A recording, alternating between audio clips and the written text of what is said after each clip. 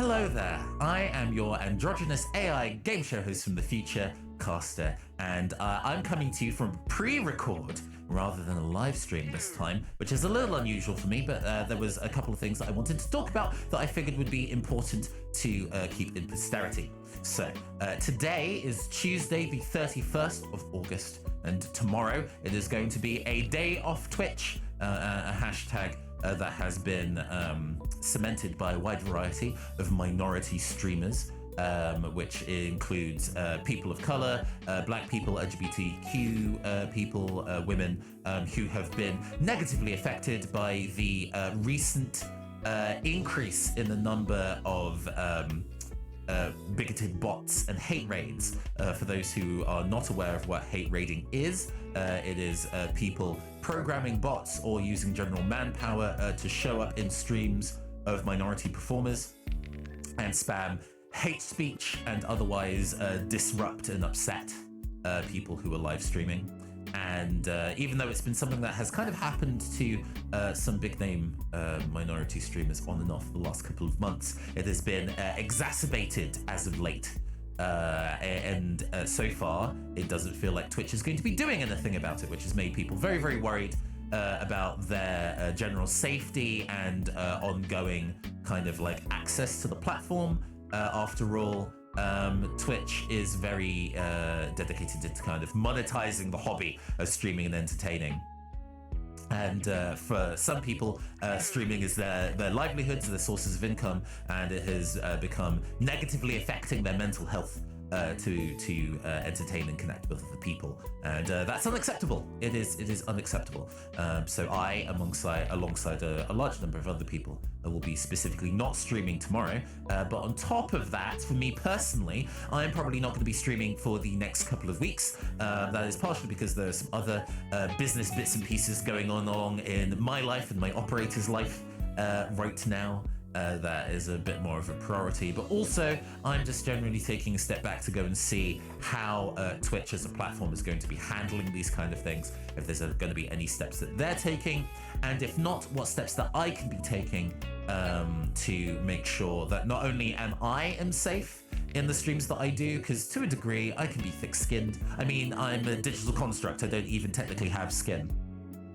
So I think to a degree I can put up with bots being used in an inappropriate manner, but it's not just me on the Neoncaster Twitch channel. There is a wide variety of incredible and talented performers and collaborators that I work with, and it's my job as a producer, in addition to being an entertainer, it's my job as a producer to make sure that they are happy and healthy too.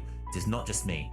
I think a lot of the people who have been saying it's not been an issue for them tend to be big enough where their chats move fast enough, where excuse me, it's where they have chats big enough and move fast enough where bots don't affect them too heavily, or more likely they are straight white male performers who are not being targeted by bots and don't necessarily see an issue.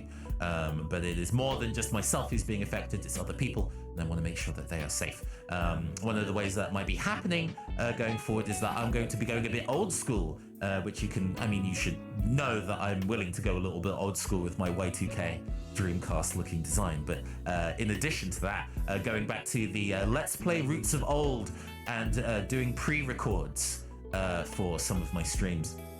And particularly my tabletop RPG streams aren't really negatively affected by not being live, or at least some of the ones that I have in mind at the moment don't require an audience component.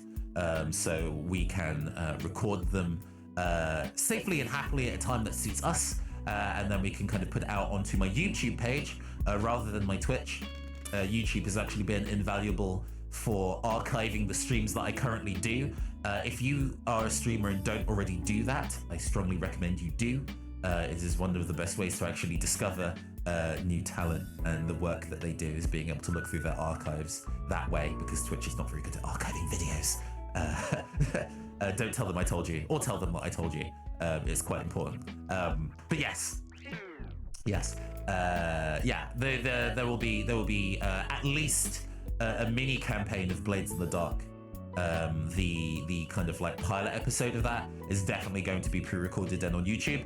and we'll be going forward from there to see if that works for us, and if the circumstances change in terms of what streaming is. That's not to say I will disappear from Twitch entirely. I still do want to continue doing things like our monthly quizzes. The one that we had recently was very, very good, and a lot of fantastic people turned out and offered support, and I would love to keep doing that. But just to make sure that I can still make things that you enjoy and keep telling stories that you enjoy, I will be looking into other ways to make that happen in a way that is safe. And for those of you who are watching this who might come from a minority background and are concerned about the environment of that you're making content in, do be aware that at its heart, Twitch is something owned by Amazon, and they're mostly interested in you earning them ad revenue. I mean, YouTube and Google are like that too, but the Twitch is quite insidious in how it wants to monetize you. So please don't break yourself in half to make other people rich. If Twitch is something that you don't have to rely on financially, then that's great. Find other ways of making the art that you love in a way that is good for you. If Twitch is something that you have to rely on for your income, I absolutely understand. If it means that you have to keep streaming tomorrow to be able to support yourself, I also understand. Hopefully you would still support the people who are making the decision to step away from Twitch tomorrow, and I hope that in the future going forward, Twitch, or at least the environment around live streaming content creation, really takes this kind of thing seriously and works towards a better solution for looking after the wide variety of beautiful, skilled, talented performers out there that just happen to not be straight white male. So yeah, that has been 7 minutes of real talk from Caster. I hope this has been delightful and informative.